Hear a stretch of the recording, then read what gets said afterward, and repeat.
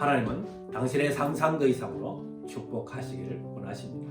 오늘은 출애굽기 1장 1절에서부터 7절 그리스도의 권세라는 말씀으로 증거하겠습니다. 출애굽기는 구원, 회복이라는 대주제로 쓰여진 책입니다.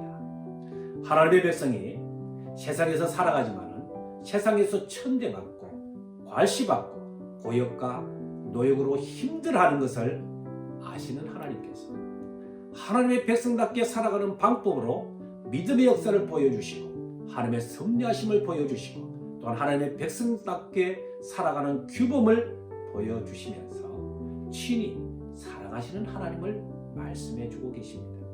오늘 본문 내용은 요셉이 이집트로 들어온 70명의 이스라엘 자손들이 번성하였다는 것을 보여주시는데 성경은 이를 생육이 중다하고 번식하고 장성하고 심히 강대하여 온 땅에 가득하게 된 사건이 나타납니다. 하나님께서는 왜 요셉을 사용하시고 또한 애굽이라는 나라를 선택하여 이스라엘이 이처럼 번성하게 하셨을까요? 하나님께서 이스라엘을 애굽에 보내신 것은 애굽의 문화를 배우게 하기 위함입니다. 이스라엘 민족이 처음에는 제일 좋은 비옥한 고센 땅에서 왕의 가족처럼 대우를 받으면서 살게 됩니다. 이스라엘 백성은 원래 유목민입니다. 단순한 생활을 했습니다. 그러나 애굽에서 수학과, 천문학과, 지리, 문학 그리고 농사법 등을 다 배우도록 해서 하나님의 선민으로서 자질을 갖추도록 했던 것입니다. 만약 유목민으로 이곳 저곳을 유리하며 천막 생활을 계속했다면 절대로 오늘날과 같은 이스라엘이 탄생할 수가 없었을 것입니다. 모세를 하나님께서 쓰시기 위해서 애굽에서 40년 동안 학문을 배우도록 하셨습니다. 이스라엘을 하나님의 백성으로 사용하기 위해서는 애굽에 보내서 400년간의 훈련이 필요했던 것입니다. 하나님께서는 당신의 백성들이 이 세상에 살아가면서 모든 면에서 원시인처럼 무식하게 살기를 원치 아니하십니다. 정치, 경제, 문화, 학문, 사회 각 분야에서 지도자적인 역할을 담당하기를 원하십니다. 그리고 또한 이스라엘 애굽으로 보내신 것은 창대한 민족으로 키우기 위함입니다. 본문은 이스라엘이 애굽에 갈 때 70명이 내려갔습니다. 애굽에 가서 생육이 중다하고 번식하고 창성하고 심히 강대하여 온 땅에 강대하게 되었더라고 말씀했습니다. 하나님께서 아브라함에게 약속하신 내용이 있습니다. 그것이 창세기 15장에 보시면은 아브라함을 밤에 데리고 밖으로 나가셔서 무뼈를 셀 수 있나 보라. 네 자손이 이와 같으리라. 무뼈를 셀 수 없을 정도로 번성한 나라로 만들기 위해서 하나님의 보호 날개 아래에서 양육하시겠다는 것입니다. 그 장소가 바로 애굽이었습니다. 애굽에 바로 하나님의 품 안으로 애굽을 사용하셨습니다. 애굽의 고센 땅은 하나님께서 구별하여 축복하신 하나님의 땅이었습니다. 이 세상에서 거주하며 살아가시는 성도 여러분, 우리의 자리가 힘들고 괴로운 자리라고 혹시 여겨지고 있으십니까? 그 자리가 바로 하나님의 품 안인 줄로 믿습니다. 하나님께서 구별하여 번성케 하시기 위한 구별된 땅이라는 것입니다. 믿으십니까? 믿으신다면 그 자리에서 번성하고 창대하고 심히 강대해지기를 축원합니다. 하나님께서 이유 없이 우리를 그 자리에 세우신 것이 아닙니다. 이유 없이 직장을 허락하시고 이유 없이 사업을 주신 것이 아닙니다. 바로 새롭게 역사하시고 창대하게 하실 계획 아래에서 주관하시는 하나님의 섭리인 줄로 믿습니다. 왜 이렇게 하십니까? 당신은 하나님의 소중한 자녀이기 때문에 그렇습니다. 당신은 행복을 누릴 자격이 있습니다. 예수님께서 왜 십자가의 고난을 감당하셔야만 하였을까요? 가시와 은금키의 저주를 끊어버리기 위함이었습니다.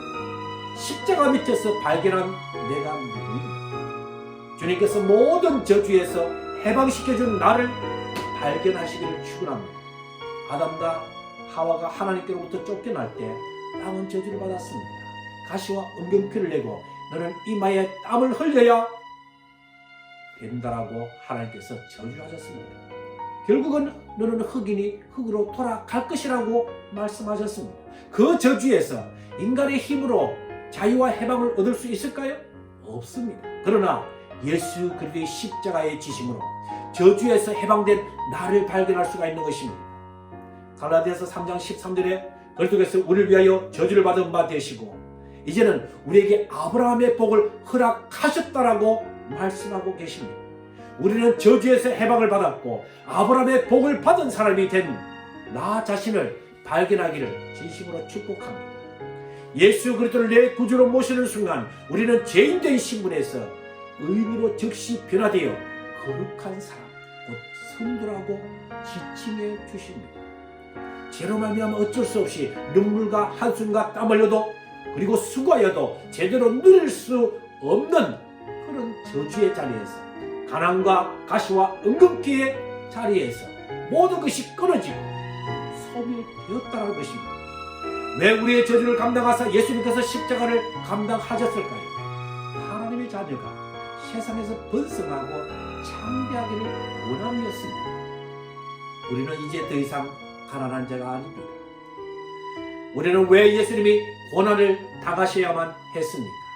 하나님의 자녀가 이 땅에서 번성하기를 위함이었습니다. 사랑하는 성도 여러분, 예수님께서 고난을 받으신 것을 단순하게 우리를 위하여 죽으셨다 이렇게만 받아들이신다면 우리의 행복과 번영을 위한 고난은 사라지는 것입니다. 아담에게 내리신 저주의 끈을 잘라버리고 우리가 번성하여 더 이상 가난의 굴레에서 벗어나기를 원하시는 하나님의 사랑을 발견하시기를 축원합니다. 당신은 그 자리에서 번성할 수 있습니다. 힘들다고 고통스러운 자리에서 눈물 짓고 계십니까? 그곳이 하나님의 품 안이고 그곳에서 번성할 수가 있습니다. 하나님은 당신의 상상 그 이상으로 축복하십니다. 하나님의 소중하신 당신은 오늘도 회복된 것 그리스도인의 권세를 가지고 행복 누리시기를 축원합니다. 이 축복을 가지고 오늘은 간이 연약하신 분을 위해서 기도하겠습니다. 특별히 자기의 왼쪽 배 옆에 손을 올리고 믿음으로 같이 기도하겠습니다. 사랑의 하나님, 연약한 자에게 힘이 되시고 고통받는 자에게 위로가 되시는 우리 아버지 하나님, 주님께서 사랑하는 귀한 자녀 중에 간이 약하여 고통받는 자녀가 있어 기도에 응답하셔서 자비를 베풀어 치료하여 주옵소서. 간의 염증은 예수의 이름과 성령 하나님의 근원으로서 묶어버리노니 간의 염증은 예수의 이름으로 명하노라. 즉시 떠나갈지어다. 예수의 이름으로 명하노라. 흉추는 정상적인 위치로 돌아갈지어다. 디스크, 근육, 근, 인대, 식인대 정상적인 위치로 돌아갈지어다. 예수의 이름으로 명하노라. 간의 혈은 뚫어질지어다. 지금 즉시 간은 치유될지어다. 간의 질환은 예수 이름으로 명하노라. 치유될지어다. 쇠약감과 피로, 근육통과 지금 즉시 사라질지어다. 예수의 이름으로 명하노라. 메스꺼움과 식욕부진의 증상은 정상화될지어다. 황달 증상과 소변이 탁해지는 증상은 즉시 정상화될지어다. 간이 약하여 편도성과 경주와 맹망염으로 고생하는 성도들의 목과 가슴을 감싸 안으시고 이 시간에 고쳐 주옵소서. 예수의 이름으로 명하노라. 노하기를 잘하는 정상과 한숨 쉬는 정상은 사라질지어다. 간의 조직은 즉시 정상화될지어다. 예수의 이름으로 명하노라. 필요시 재창조의 역사가 일어날지어다. 마음과 가슴에 예수의 사랑이 임하여 질지어다. 성령 하나님 임하시옵소서. 지금 이 시간에 임하여 주옵소서. 불로 바람처럼 임하시어 성도의 필요를 채워 주옵소서.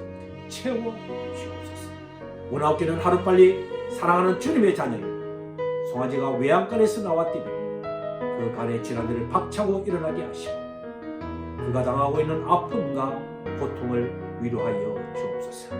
네 믿음대로 될지어다. 네 믿음대로 될지어다. 오 주님, 우리의 기도를 들어주심을 진심으로 감사를 드립니다. 우리 주 예수님 그리스도의 이름으로